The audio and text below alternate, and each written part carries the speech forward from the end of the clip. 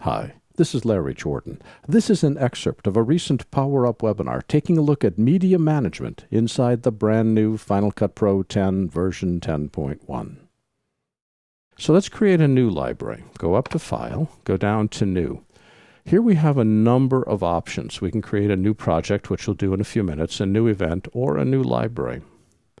We can also create new event folders, which are simply ways of grouping events inside the libraries panel right here. Let's see what else we can do. We can create new keyword collections. We'll talk about that another time. That's going to be under Finding Media, which I was going to include here and realized it was going to take another 3 hours to get all that stuff covered. We can create new compound clips. I'm going to create a new library. And we're going to call this Glass Blowing Library. I love that glass blowing footage. And notice that it went to the last folder that I used to store libraries. Final Cut always remembers the last folder you used when you're creating new libraries. So it selected this, and there's all of my old libraries. And I'll click Save. It automatically creates the library, and it automatically creates a new event and timestamps the event. Type the Enter key, and let's say we'll call this the Media folder. And as long as I'm here, I'm going to go up to File, New Event. Keyboard shortcut is Option N, and create a second event and call this Projects. We're going to store the projects inside the glass blowing library and click OK. If we notice with Dr. Cerf, I've got a bunch of audio clips here, and I've stored them in an event called Audio. I've got some NASA footage, which is B-roll footage, and I've stored those in an event called B-roll. I've got Dr. Cerf's interview footage, talking head footage. By the way, this is courtesy of Dr. Cerf, and I continue to be grateful, lo these many years, for him sharing his clips with us, and Alcatel-Lucent. And I've got a project folder, which is where I'm storing all of my projects. So same thing here. I'm creating a series of events in which to store stuff. You have to have one event. That's the minimum. After that, it's whatever's comfortable for you. How you decide to do it is obviously different for all of us. You can store projects and media inside a single event for something that's small, or start to build it out as something that's a bit more complex.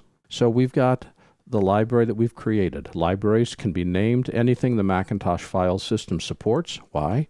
Because when I go back to my RAID, which is where the libraries are stored, and twirl down the Final Cut Libraries folder right there, notice there's our glass blowing library. I'm actually creating a file on the hard drive that's named exactly the same thing as the library. So I have to follow the same naming convention as I would for any file or any folder. And if I right mouse click and show package contents, notice there's the projects folder. There's the folder for media. That's the event. There's the folder for projects. That's also an event. And there's a database inside each of these that allows me to keep track of what media is stored in the media folder and what projects are stored in the project folder. Final Cut is totally database driven. There's databases for projects, there's databases for events, and there's databases for libraries. Again, I'm showing you just so you can see how like the inner workings are, the gears of a clock, but that doesn't mean you have to go into the library folder to do any work. It's just you can, look superior on people that don't understand how this works. This has been an excerpt of a recent Power Up webinar taking a look at media management inside Final Cut Pro 10 10.1. For the complete version of this online training, please visit our store at larryjordan.biz/store and look for Webinar 117. By the way, membership is a great value. If you need to stretch your training dollars, a subscription membership to our video training library saves you money.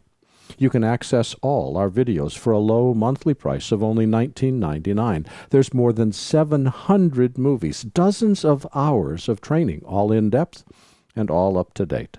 Plus, members can attend any of our Power Up webinars for free. Our training covers Apple and Adobe software. We update it every week, and for more information, visit larryjordan.biz/subscriptions.